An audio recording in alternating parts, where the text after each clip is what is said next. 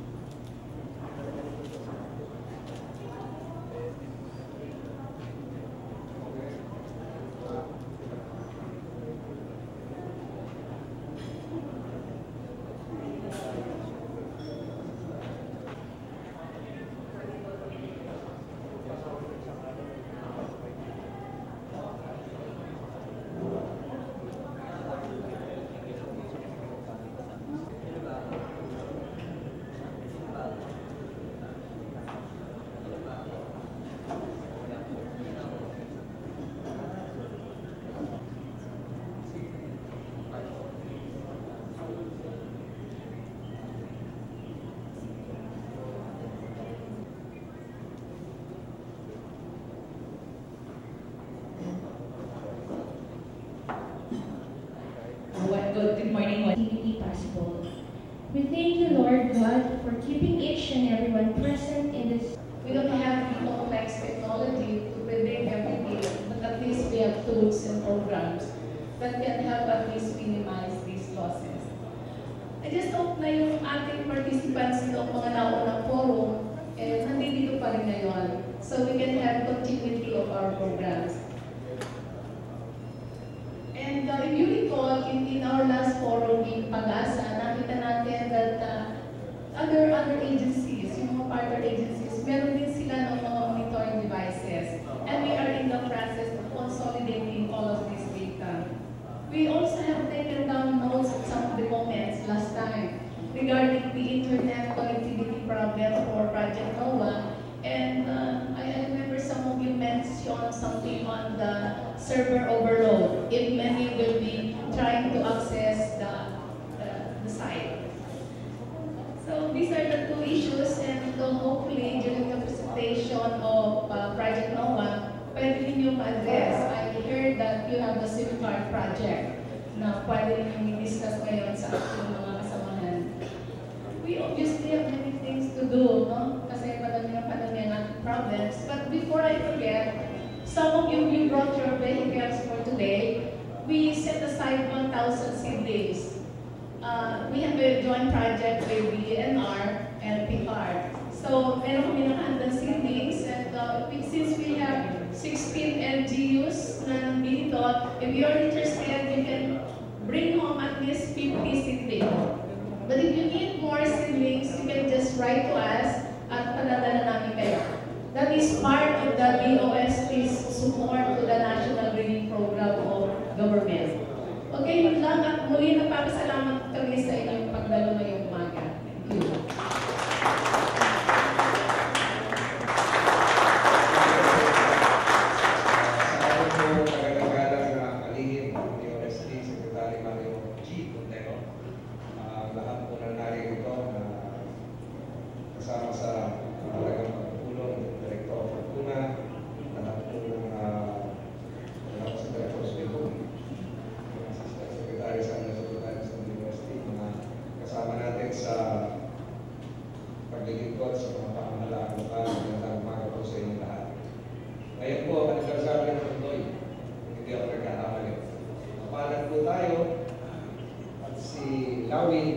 ay tumaas ng lipad.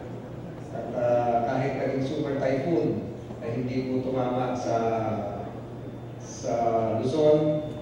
At ngayon po ay nagkakabalikan nila sa korte. Kanina po tinatanong ko si Secretary Montero kung may tatama pang gawin. Mukhang nilangin mo na po tayo. Tama po ba po yan? Kaunti at wala na magiging bagyo. Subalit, kailangan pong lagi maging handa. Yung po yung patay ng inyong pagpupulong ngayong umaga, very timely. Kagaya po na nasabi ko kanina, anniversary po ng Doy. Pagkapat naramdaman natin ang magupit, hindi ako nagkakamali, 27 at 28, nagsimula po yan, 26. Tama po ba? Ngayon ay 26. Gusto ko lamang pong bigyan MMDA, MMDRRMC, para po mapaghandaan kung ano mga kalamidad ang tatama dito sa Malacanang, Maynila. Ang MMDA, alam po ito ng mga galing sa mga pamahalaan lokal ngayon, ang siyang umugis sa pakikipagtulungan sa iba't ibang. Nahihirapan po ako dahil itong speech ko in English, tinatagalog ko ngayon. Umugis sa lahat ng preparasyon kung tayo po ay mayroong bagyo o anumang sakuna.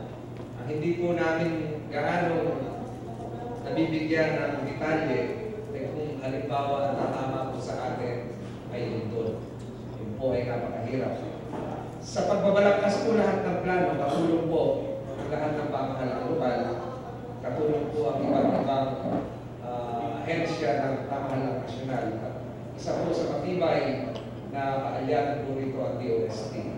Kaya po sinasabi ko, bagamat ang Metro Manila Council, ito po ng mga Metro Manila mayors, ang isa lamang governing board and policy making body of the MMDA, masasabi po natin na ito po ay isang aktibong bahagi ng paghahanda at ang ugnayan ng MMDA at ng mga pamahalaang lokal ay isang profound symbiosis. Hindi po pwedeng hindi namin kaakibat, mawala mo na isang pamahalaan lokal ay hindi na po siguro kikilos ng maganda.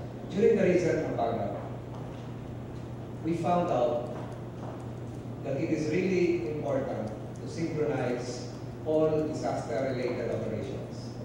During the recent Taguig, we implemented for the first time a centralized dispatching system in SOCA as rescue operations. Ang ginawa po natin sa MMDA, nanggagaling yung dispatch ng Philippine Coast Guard, Maritime Police, Armed Forces of the Philippines, PNP, at maging yung nanggagaling sa ibang region, kagaya po ng Region 5 sa Albay. Nakita po natin yung kahalagahan nito dahil, one, we avoid duplication, unnecessary duplication of work. Dati-dati, nag-rescue po sa General Meta Avenue, natin na pala yung Quezon City Government. So ito po na naiwasan natin. Number two, we were able for the first time to ensure that there would be interoperability of command and operations. Nagsanin po yung pwersa ng Maritime Police, kasanin po ang AFP, pati mga reservists, pati RMJ, mga nakita po natin na pwede pa na mangyari yun. Nag-share po ng equipment during the rescue operations sa UE hospital, nagtulong-tulong po ang AFP, Red Cross, pamahalaan lokal ng MMDA. At sa mga darating pong mga pagkakataon pa, I think we will be able to prove that in terms of disaster response, there should be no borders. There should be no territorial jurisdictions. Pag sinabi pong Pasig, hindi po hanggang Pasig lang. Kung kailangan lumaktaw po tayo papuntang Mainta, gagawin po yun. Kung kailangan tulungan yung tiga Antipolo, gagawin po yun. Pag sinabi pong Valenzuela, hindi lang po hanggang Valenzuela, ang kailangan po ay makalaktaw din po tayo papuntang Bulacan. We were able to prove that emergency situations recognize no borders, recognize no territorial jurisdictions or limits, and the scope of disaster. Flooding during those days would mean not just our readiness, but our compassionate operations as well.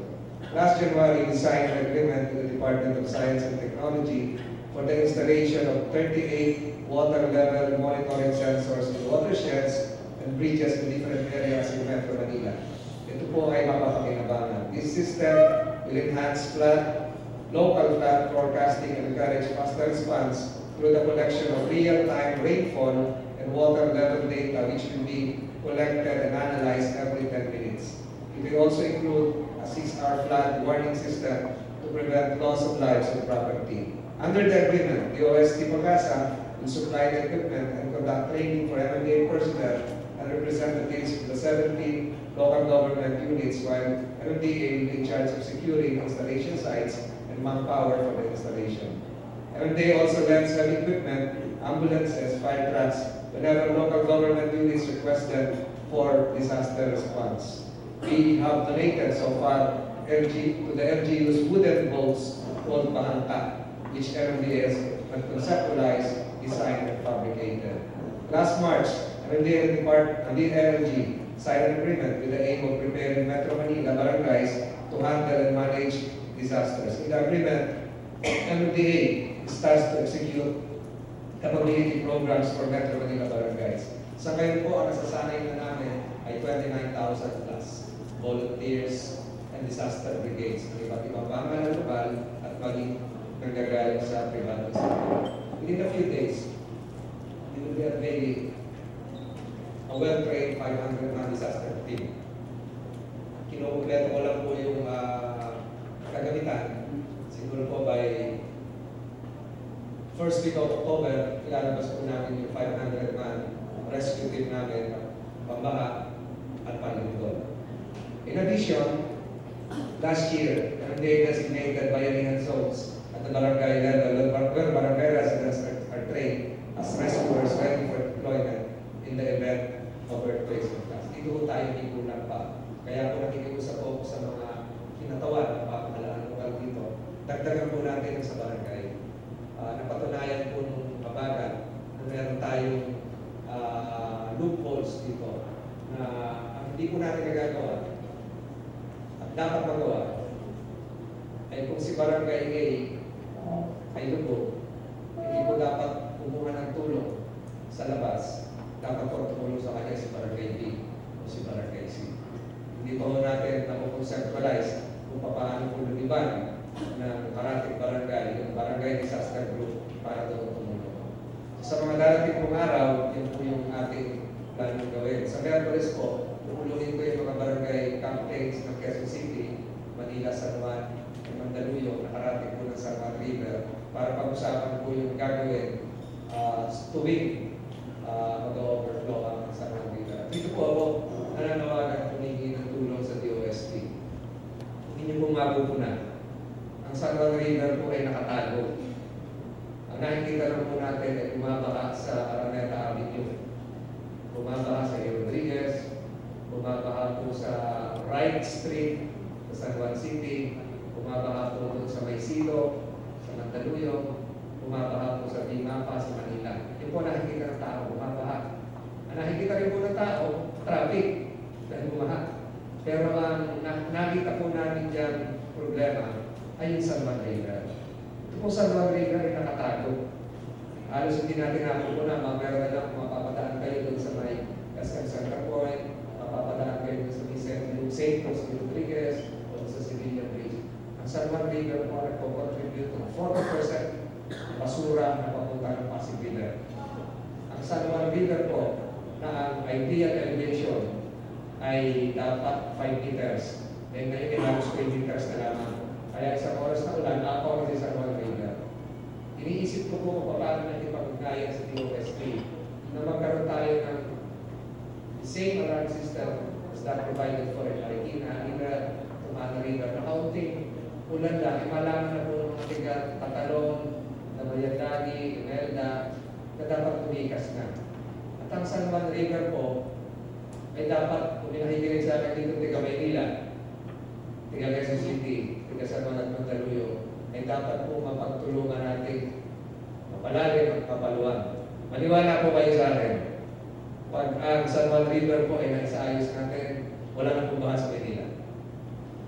Wala po ng malaki ang baha sa Maynila. Quezon City, Manila, hanggang Espanya po, San Juan, Mandaluyong, hanggang Liig, doon sa May City Hall, lahat po yan ay sanhi ng pag-apaw ng San Juan River.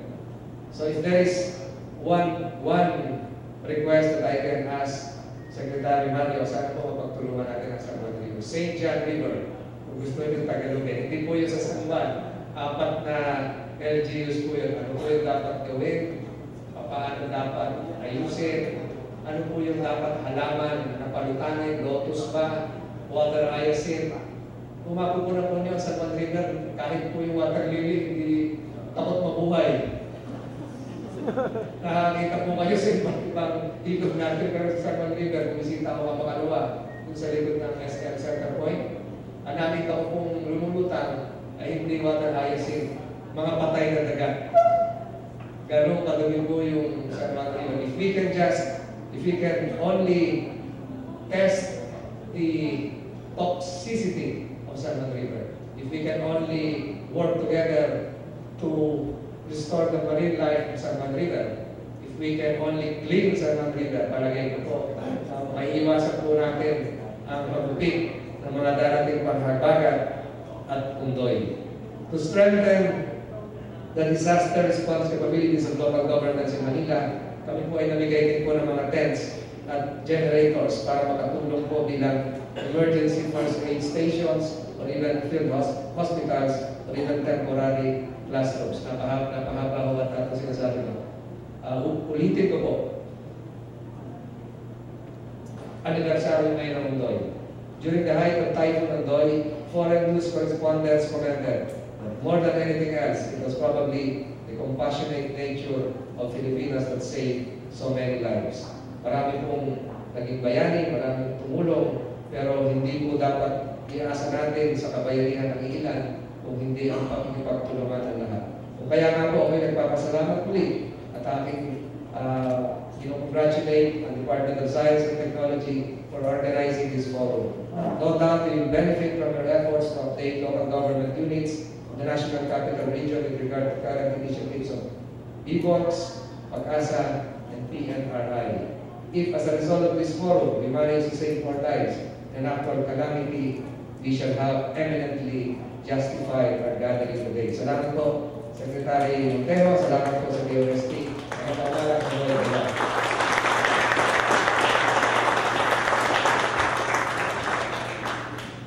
Thank you very much, Chairman. What struck me doon sa sinabi ni Chairman kanina is that in times of emergency situations, there are no borders, no territorial jurisdiction.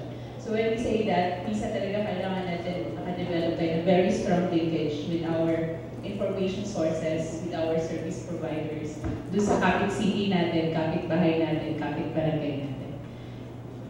And of course, to give us another message, syempre yung aming butihing public servant ulit.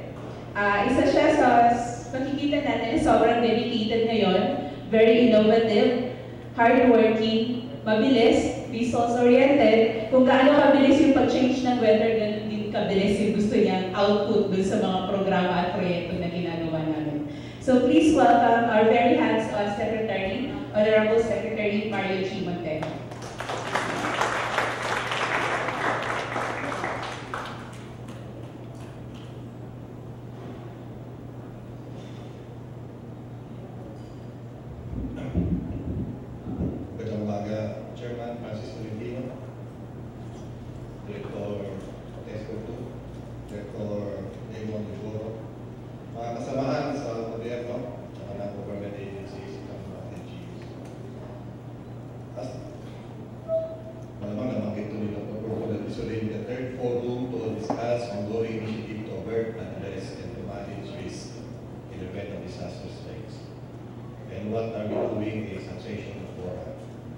As resource persons and opinion leaders in your own areas, I do not think I need to belabor the crucial role of well-planned and timely response to times of emergencies.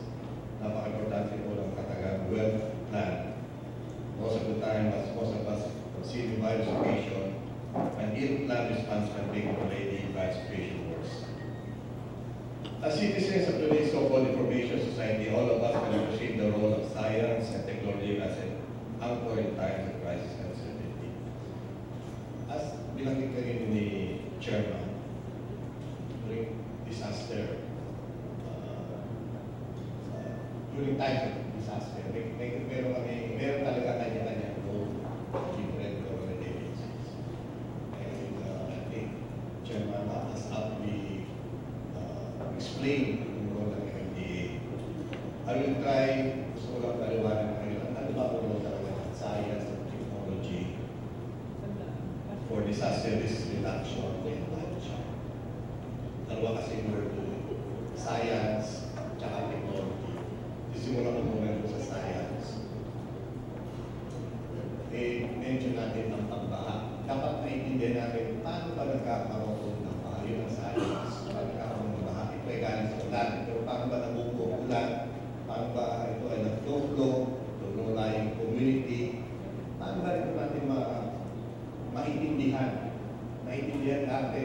terms of time, in terms of severity, para ito makatulong makapagbigay ng datos, information sa atin para tayo ay mas handa. Marami natin explain, kasi ngayon sa Marikina tayo, no? Marami natin explain, paano kakabasa sa Marikina, paano nangyari ang bundoy, bigla na lang tumaas ang tubig, tingin ng tao biglang tumaas, pero hindi talaga yung biglang tumaas. Malakas ang ulan sa watershed sa taas. Nag-flow yung tubig pababa sa low-lying areas like Marikina, Kainta. Pero bago umabot yung ulan sa Marikina, yung tubig, 6 na oras yun. Kung nabantayan natin ng tubig sa taas, meron tayo 6 hours na warning. At kung nakukumpute natin yung ulan sa taas, malalaman naman natin ano kalakas ang magiging baha. Nandun naman yung ating technology. Technology naman ay paglalagay ng mga develop ng mga rain gauges sa taas para makita natin ang malakas ang ulan sa taas.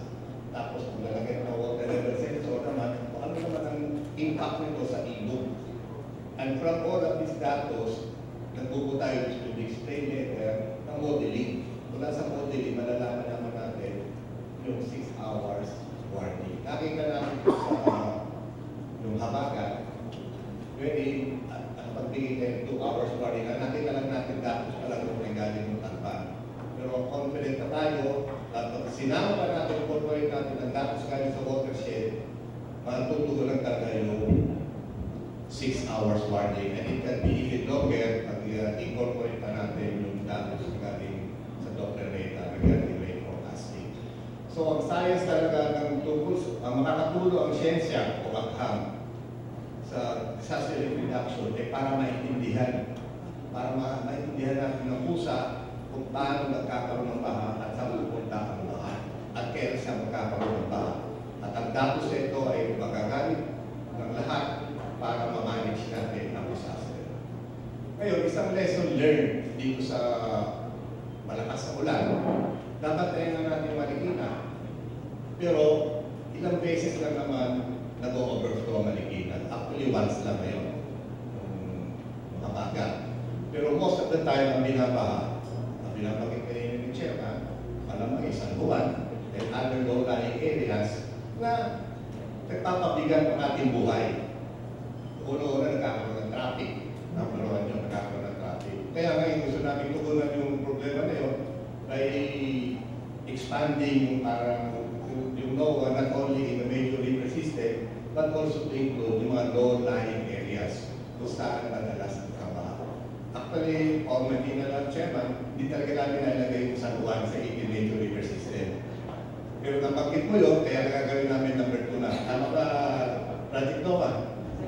Number 2 na San Juan. Aside pa Marikina, maglagay tayo ng flood modeling system for San Juan para maagapan.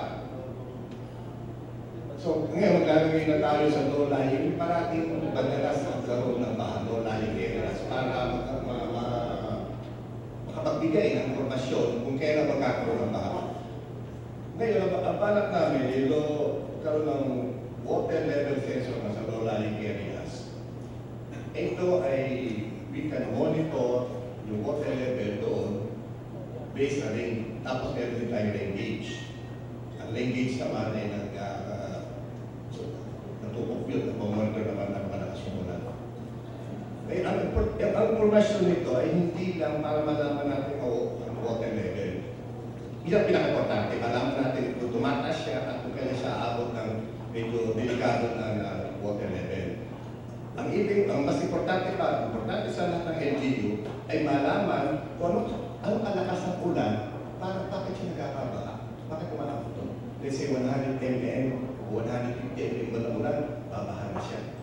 Ngayon, i-connect natin niya sa aming mga rain forecast na baka uulan dyan ng 150, asahan natin na sa lugar na yun, babaha yun. Dahil yan ay bumahan nung nagkaroon ng 150 na ulan. Kasi konektado yung dalawa. Mas importante pa doon ay malaman natin paano siya bumaba. Kasi, balikan na natin ang konti, no? Pag bumaba siya ng 150, ibig sabihin nun, yung drainage niya ay hindi niya kaya yung 150 na ulan. Dalawa lang pwede natin gawin. Improve natin ang drainage para yung 150 ay maging 200. Kaya pag 150, hindi pa siya babahan. Yun ang pwedeng gawin. At pwede natin ma-monitor talaga yung efficiency ng drainage system base sa actual na ulan kung kailan siya bumabaha. Kaya kung 150 bumaha, ibig sabihin ng drainage siya 150 lang. Hindi na kaya ang ulan na more than 150. Either para masolve yun, either palagay natin ang drainage, malaman natin yun. Ang mas importante pa, kung yan ay bumaha ng 150, tapos next year bumaha ng 100, ibig sabihin may preparation talaga drainage, nagkaroon ng bara. Kaya anyway, it is a way of monitoring the effectivity or the efficiency of the drainage system. So ito naman ang susunod namin sa NOAA na maglagay tayo. Kayo naman ang magbibigay sa amin ng topic kung saan natin magandang maglagay. Okay? Yan naman ating collaboration. Ngayon, pagdating naman ng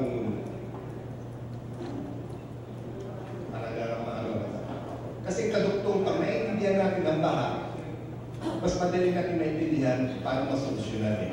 Sana hindi na tayo parati nag-aabang ng baha, nag-monitor, paano may babantay. Para bang mas madali makatulog, eventually, kung nakakahanap kayo ng solusyon. Kasi napaka-stress, tama siya, napaka-stressful kababantay ng sakuna. Buti pa, mas madali pa siguro, kahit mas mahirap pag-isipan, mas madali, masolusyonan na lang natin. Malaking bagay, pag naiintindihan natin paano nagkakabaha, paano natin malalaman paano tayo magkakaroon ng solusyon. Kasi naiintindihan na natin ang problema. Mas klaro natin naiintindihan ang problema. Kaya mas madali hindi naman mas madali, pero napapadali na konti. Makahanap ng solusyon. Ngayon, nangyari naman sa earthquake. Ang earthquake talaga mahirap i-monitor. Kasi bigla-bigla naman yung darating na explain naman yung susunod mamaya. Pero ang balak natin ay magkaroon ng seismic sensors para malaman natin almost immediately kasi may nalalaman kagad yung epicenter. Pero yung seismic, yung intensity maps, it takes minutes pa. Pero pag mag-deploy tayo ng seismic sensors o intensity sensors, mas mapapadali kagad ng tawag natin mapping, intensity mapping na almost real time. Ngayon, another we are really excited. Alam na natin na building code, kailangan na seismic sensor sa mga building. Ibig sabihin, pag mo ng building, dapat ang design ng building ay gagalaw lang. Let's say intensity 3 ang galaw sa baba, ang galaw sa taas ay as per design. Di ba? Galaw ng structural design eh. Alam ko, malamang may mahal yun. So we are trying to localize it so that pwede ilagay natin sa lahat ng building. Magkaroon tayo ng intensity para mag-sensor ng bawat building. Para hindi tayo kailangan masira building para malaman natin ano lakas ng building during real earthquake. Para bang maraming beses man nangyari ang earthquake intensity 4. Pag ang building ay mag-behave abnormally, ibig sabihin, delikado yung building. And even better, for our comfort, if it behave as per design, ito malalaman talaga natin in real situation. So that is also a program ng DOST, makapag-develop itong mga sensors nito na low cost para malaman kagad natin kung saan talaga, at saka isa malaman, during earthquake, malaman kagad kung ano talaga yung delikadong building. So, ang direction talaga ngayon all over the world ay mag-implement ng sensors. Dumami na dumami kung magkakibang klaseng sensors kasi ito yung bibigay ng datos, information. Pangalawa, with this information, we can analyze. Makikita na napakalaking tulong lalo na for disaster risk reduction and management. Ngayon, nabanggit ko yung PNRI because of Fukushima, medyo na kinabahan lahat ng tao regarding radiation levels. Isa din programa natin na maglagay ng detectors, radiation detectors all over the Philippines para in time, in real time, kamukha ng explain ni Project Rowan, nasa internet na. Nakikita nyo na sa website, ano ba ang radiation level all over the Philippines? Para na ang will feel safe. Malaki bagay na will feel safe. Ang radiation levels ay below sana parating below. Pero natin pwede makita. Ngayon, itong mga disaster ay nabanggit na natin ang bagyo, baha, earthquake, including dengue naman. Ganun din naman yun, we need datos. Kasi ang dengue ay ang mga lamok ay nagiging more active during certain times wherein nagsama-sama yung mga conditions like temperature, humidity, moisture. During this time, sila mas more active para natin malaman kung anong time na yun, anong lugar. So, umano tayo ng mga tawag natin GIS modeling, including ilang number na bang may dengue doon para mas nalalaman na, mas naiintindihan talaga natin ang problema.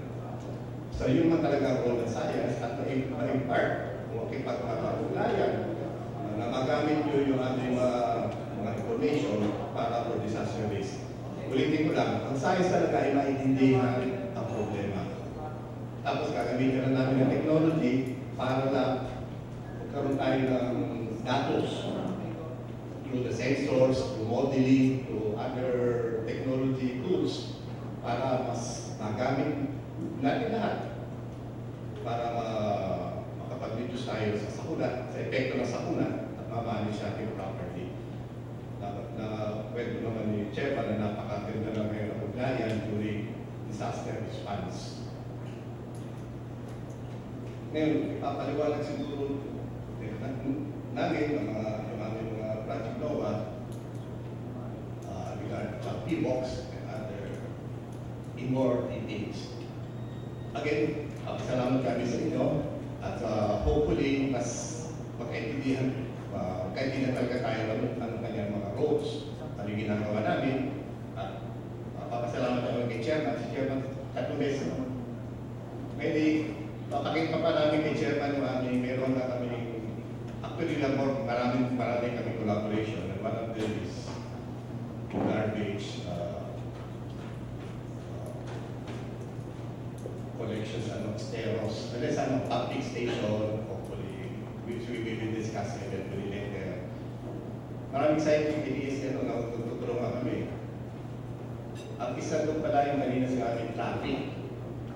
We will be collaborating kasi during Habagat, there was a time na nagkaroon ng ang tawag natin, lockjam, traffic lockjam, where pag makakatulong din itong mga water level sense, malaman na natin ko sa iba, and through the traffic advisory ng MMDRRMC na widely accepted, malaman na ng tao na lockjam na, huwag na kayo umalis sa bahay, huwag na kayo umalis muna ng opisina.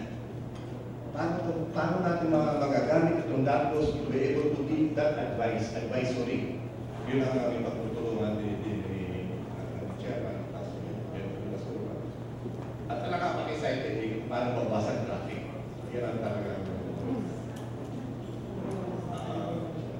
isang very progressive na idea ni Chairman. Anyway, salamat sa inyong pagdating at hopefully this will be very useful and informative session. Thank you.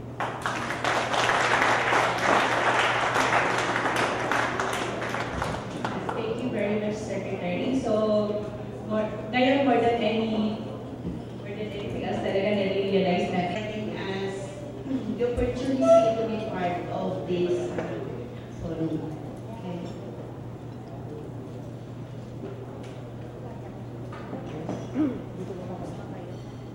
Okay, so my presentation outline is as follows. First, I will be describing about the PAGASA Regional Network. First with the NCR network, and then our monitoring activities, and then our port liaising activities, and then our forecasting activities and other activities conducted by the PAGASA. Okay, so the NCR-PRS is this area. It's composed of 17 cities in the NCR, and then of course 5 provinces in the central zone, that is in Region 3, and then of course 5 provinces again in southern Tagalog, and that is Region 4A, the Calabarzon provinces. And this is the network of the NCR-PRSD in Luzon. Okay, so in the NCR-PRSD, we have the Pasig-Marikina River Basin. This is an important basin because this is that part in Luzon where it gets flooded, and this is the most the thickly populated area in Luzon also. And it gets flooded during the rainy season and of course during the occurrence of extreme weather events. So ano ba yung mga extreme weather events? Those are the occurrence of tropical cyclones, especially pag nandun siya sa depression category, storm category, typhoon category. These hazards have impacted this area, and the resulting flood is really serious. And even local thunderstorm could flood this area. So, aside from the Pasig-Marikina River Basin, in the NCR we also have the Pampanga River Basin. Okay, the Pampanga River Basin encompasses the provinces of Nueva Ecija, Tarlac, Bulacan, and Pampanga. So this area is also very prone to flooding during the occurrence of tropical cyclone and other extreme weather events that result of heavy rainfall. And also we partner with them in awareness campaigns. And of course with the READY project, the setting up of the community-based flood early warning system. PAGASA has actively participating up to this time with the READY project, including with the other agencies of the government. And so it just shows that in times of hazards and disaster, there should be in saving lives and properties. So the activities that we do with the READY project still ongoing because hazards like storm surges and continuing awareness campaigns. Ang Pilipino kasi napakadaling makalimot. So it helps a lot na continuously lagi natin nilalaman. Yeah, okay? And also for even we participate also in initiatives that we level to determine how deep has the disaster mitigation and preparedness. And we, on our part as PAGASA, we already have our questionnaires. Okay, we're just meeting for earthquake and flood drills that is initiated and led by the OCD. Okay, PAGASA is also actively participating in this, especially if we participated as evaluator and observers. But prior to the drill, we participated as resource persons in awareness. Resource persons to workshops initiated by the Department of Agriculture, and this is in the Municipal Agriculturist workshops. Okay, in Tarlac, Bataan, Nueva Ecija, played with the One Bird Club of the Philippines, okay, in bird observation at the night PAGASA, wherein yearly the observation of bird migration is being output for this is already in the website of, I forgot the website. You can, for those who are interested, you can just come to me. I have it to the southern hemisphere. So it's the thickly populated area in the Philippines. And we constantly receive invitations for IEC, so that standard lecture materials, standard materials that's also used in other stations, so that we can have one voice policy in PAGASA. We can ensure stations that this takes in coordination with climatology. We assist in preparation of hazard map because this is in collaboration with other agencies and of course with the Mines and Geosciences Bureau. And the APMA in climate change adaptation and disaster risk reduction, risk reduction and mitigation. And now being initiated by the universities because right now ongoing project proposal for the Nueva Ecija. So that there's continuing coordination, collaboration on conversion of our UPLB and our Golden State University Agro Station. Okay, these are hazard maps. And I think with the new data will be done in more focus, or like for example, is we expect an output that could be a zoom study areas that have been done before, so a more zoom in representation of the mapping, especially the terrain, will be provided by, in coming out with this map. So, as mentioned by Secretary Montejo, that there really of the data, proper use of the data, and more modeling activities. And of course, we can do the modeling if we have the data. And of course, there should be concern with the flood problem. That is for PAGASA, and other hazards.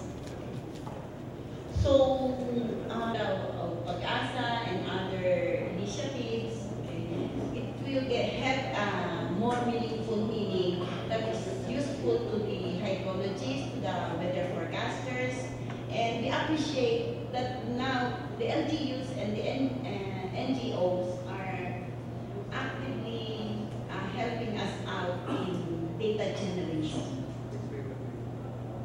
Okay, thank you, ma'am. Another question is, you mentioned about the rain gauges, your collaboration with the different schools. In fact, in Antipolo, there were... We have no tie-up whatsoever with this group. If you got a letter from a company, they've been proposing parang matagal na rin sila kumakatok sa PAGASA, pero we have no formal tie-up with this group as of yet. Alright? I will have to be honest with you. Yes, we are, just like what Ms. Bicutan mentioned, definitely we need all the armaments that we can get and we can install to combat all this itong mga hazards natin and to mitigate risks. No? And we also welcome private initiative.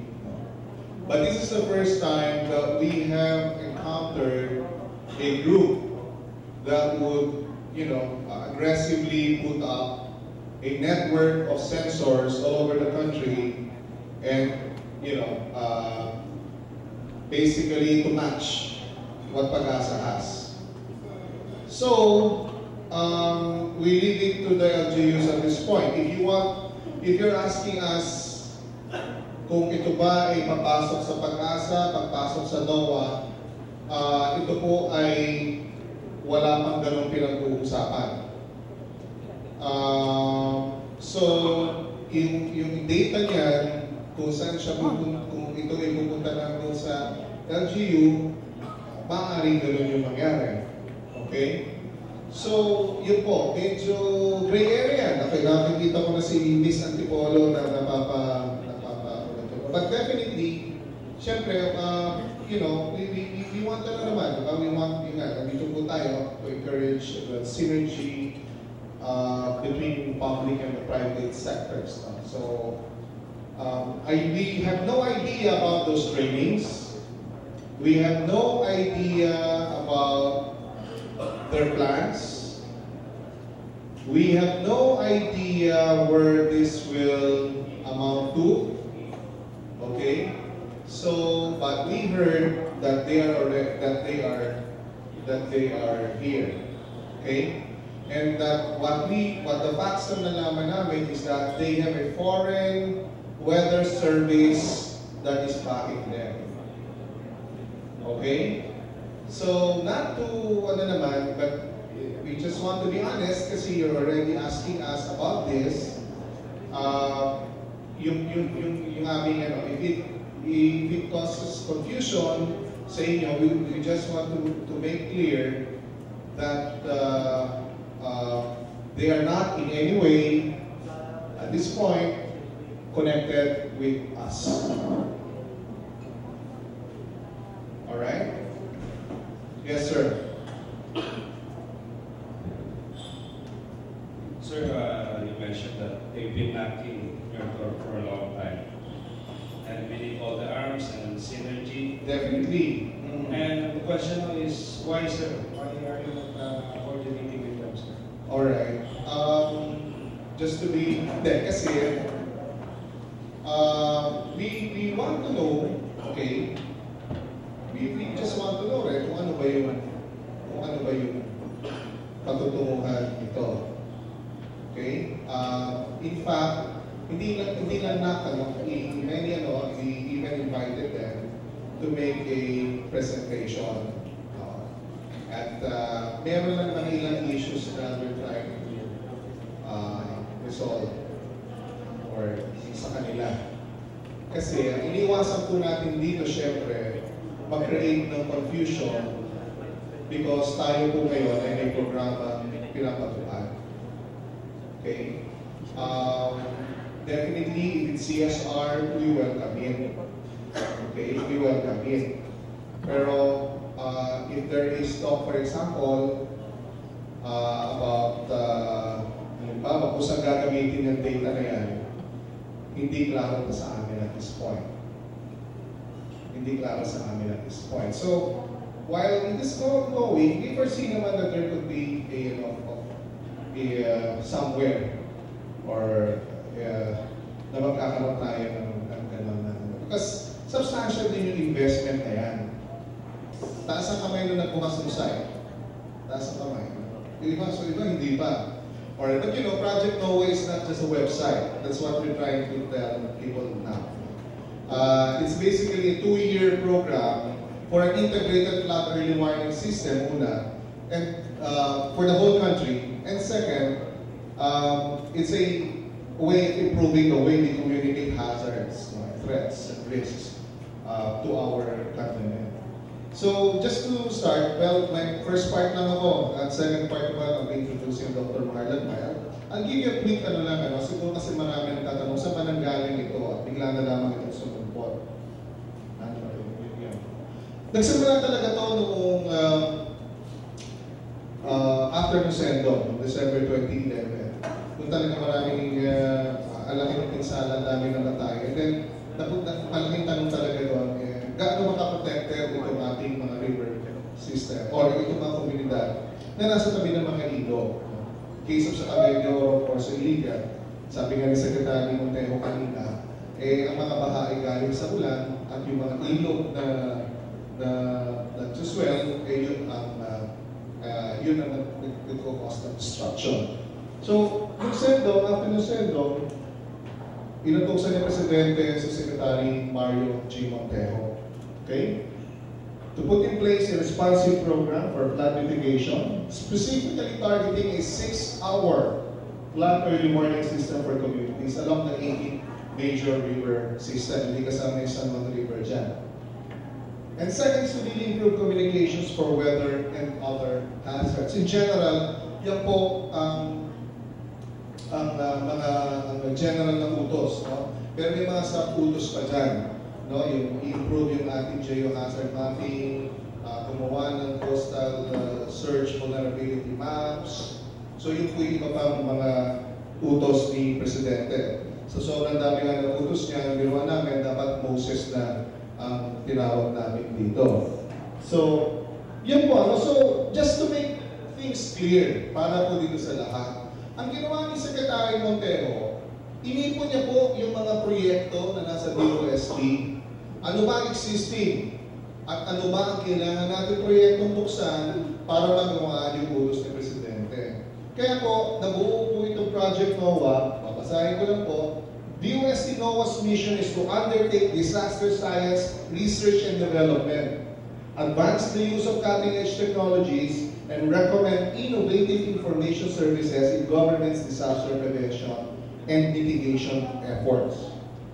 Through the use of science and technology, and in partnership with the academy and other stakeholders, the DOST program NOAA is taking a multidisciplinary approach in developing systems, tools, and other technologies that can be used by government to help prevent and mitigate disasters.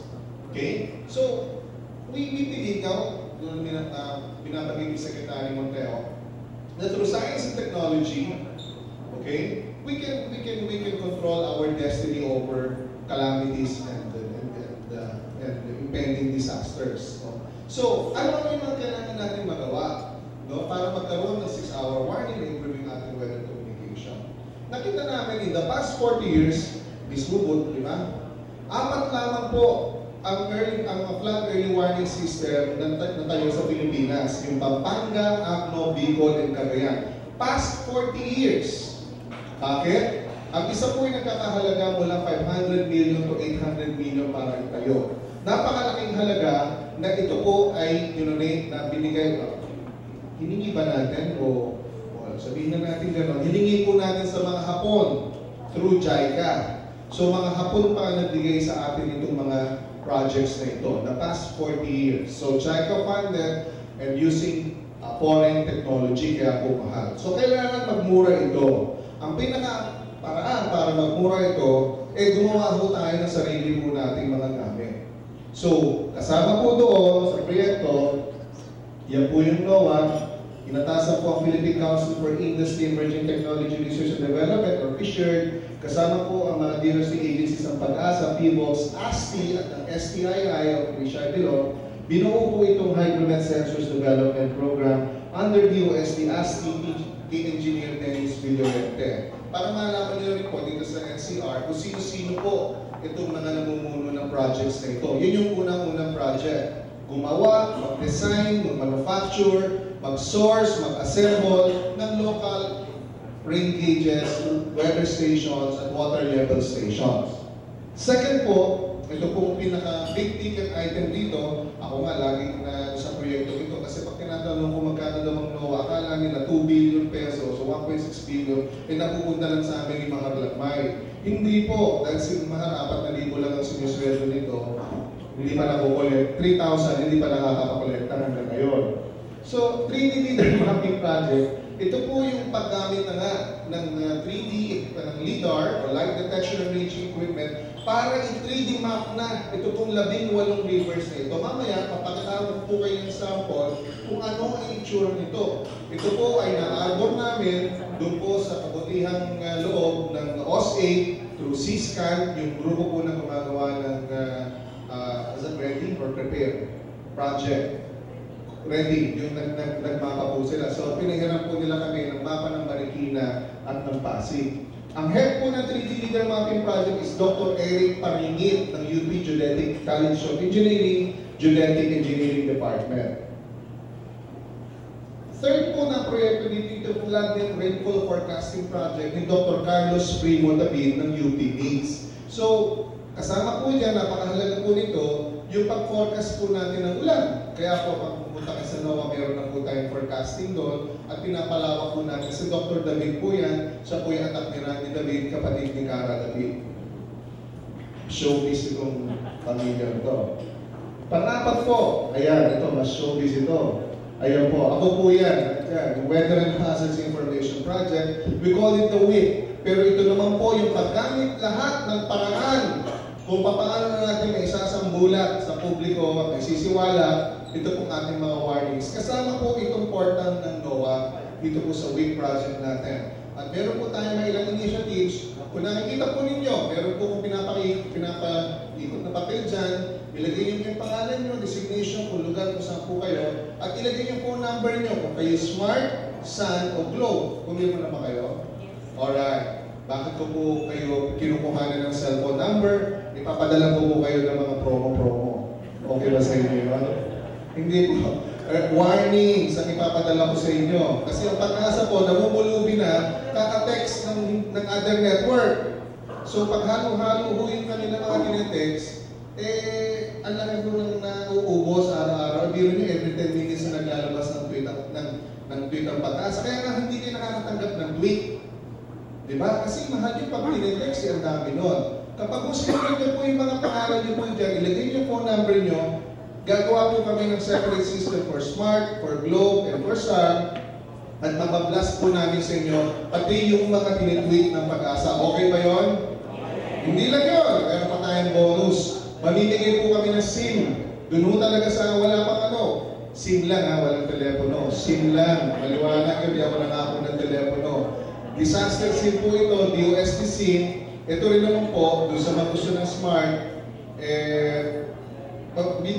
ilagay niyo po kung sa kayo makakontak dyan at through DOST-NCR, through Dr. Fortuna, siya po ang magbibigay ng mga SIM cards na ito para nga po doon sa ating master directory. Ayan, ito po ay kasama po ng Pag-asa dito na magbibigay ng free SIM. May 15 pesos na load na yun. 15 pesos lang yun. Gamitin nyo naman para naman matuwa ang Smart. Okay? Ang fifth project po dito, again, yung gusto ng Presidente, magkaroon ng mas detalyadong mga hazard maps, pero magagawa po yan kung meron po tayong mas detalyadong topographical maps. So, again, using LIDAR, itong Landscape and Geohazards Mapping, ang head po ng project niya si Dr. McCarthy, siya rin po project leader ng NOAA, kasama ang Mines and Geosciences Bureau. Pang-anim, meron po tayong Doppler System Development Program na ilulunsad once matapos po itong ating LIDAR. Alright? Itong Doppler System Development kasi by 2014, Ms. Bubot nga po pala ang ating Doppler radar expert. Dapat sumagot ng mga tanong dito mamaya. Radar expert po ng Pag-asa. Pero by 2014, ilan na nakatayo? 14. 14 na by 2014, hindi mapaglupas ng bibig si Ms. Bubot dahil humuko yan. 14 radars by 2014. These are all Dopplers. Foreign technology, we need to know how this works. Ano ba nasa bitukan itong mga to? So ito po mga scientists po natin, inaano na po yan. Pinag-aaralan na po nila yan. So nire-reverse engineer po nila ngayon itong mga Doppler radars na ito.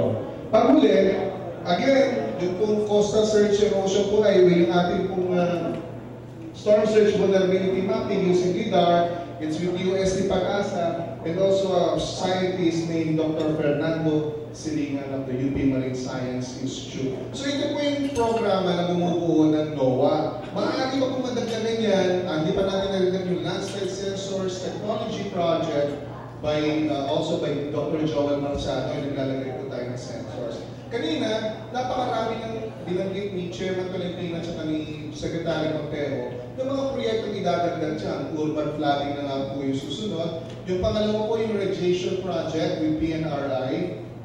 We have already talked with Dr. Alumando de la Rosa. So makikita nyo na rin po yan through sa NOAA kung gaano kalakas ang radiation. So kung kayo po ay magboborakay o kayo magsasunbathing, malalaman na kung gaano millisieverts ang iyong matatanggap na radiation. Okay, so tayo po, dinusad po natin itong program natin noong July 6, dyan po sa Barangay Naka sa Marikina City. No less than the President po pumunta po dyan, si Secretary Montero, at si Dr. Lagmaya. Ayan po yung Marikina paper. So, just to, mabilis lang po, gumagawa na po tayo ng sarili nating mga sensors. 1,000 sensors po ang ating sinusubukan, hindi na sinusubukan, kailangan magawa.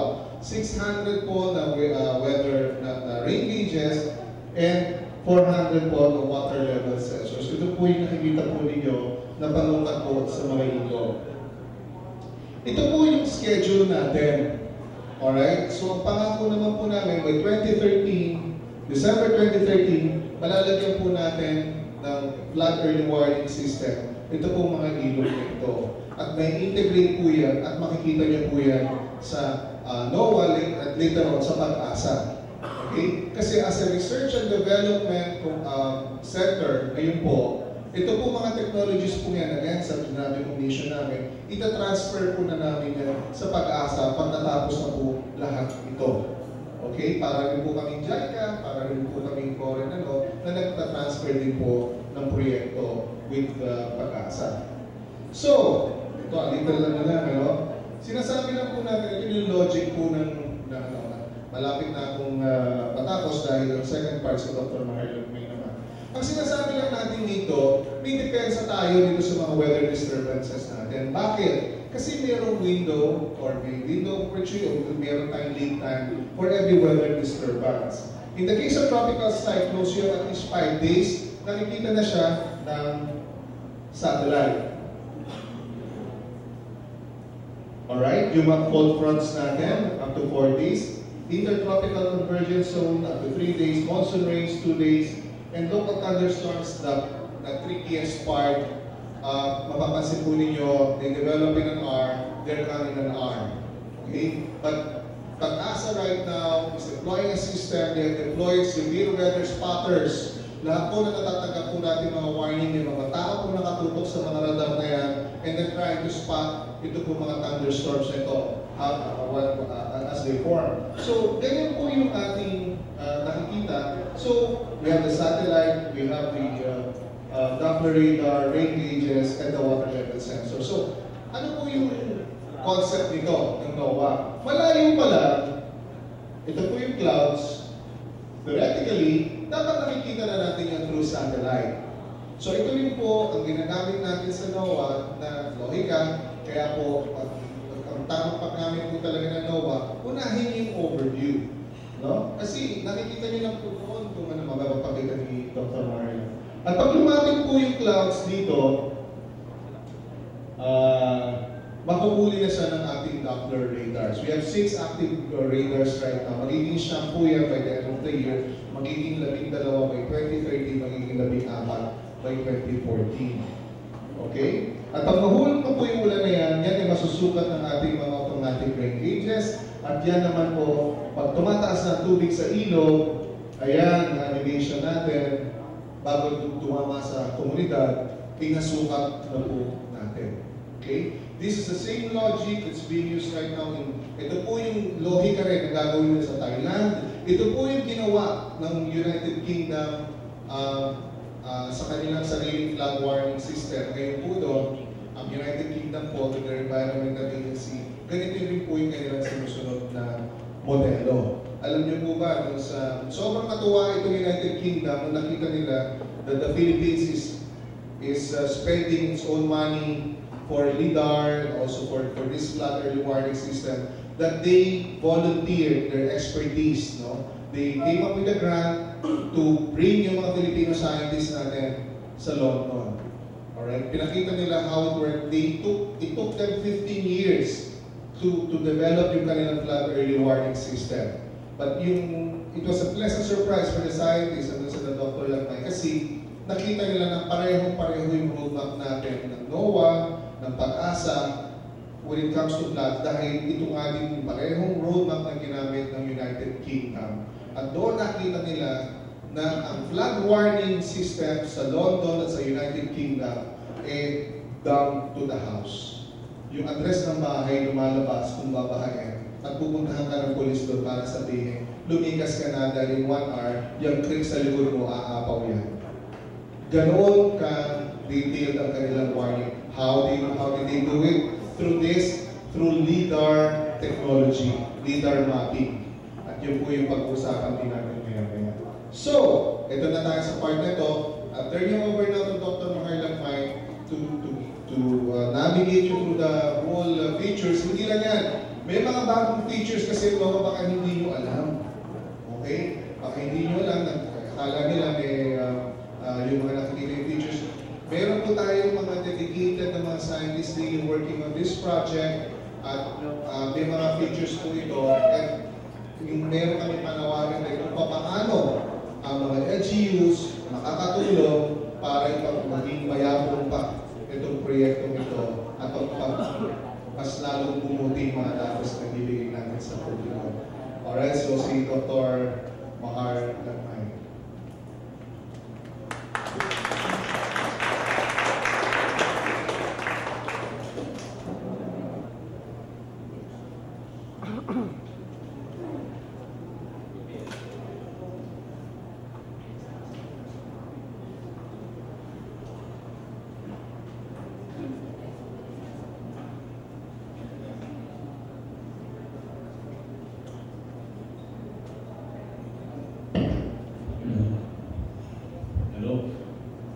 Maraming salamat, Director Liboro, at sa introduction ng Project NOAA.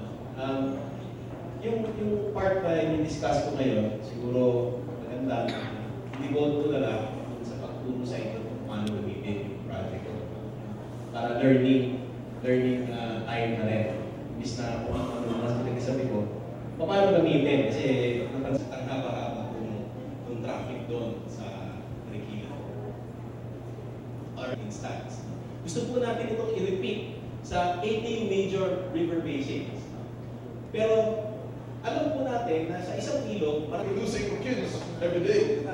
So despite the many hazards, we are now close to 100 million. And because of that large population, too many people are exposed to many hazards. And if we are not so prepared, many people die, many people die. But let me explain why we are prone, especially in Metro Manila. On the opposite side, ang topic ngayon ay kakaiba po dun sa mga nauna. Kasi po, yung flood, typhoons, earthquakes, those are really direct Stabilization stage, specifically with the DPWH, for the flood sensors in easily flooded areas and traffic grid blockage. One tao. But I really appreciate you for saying, kayo yung mga talagang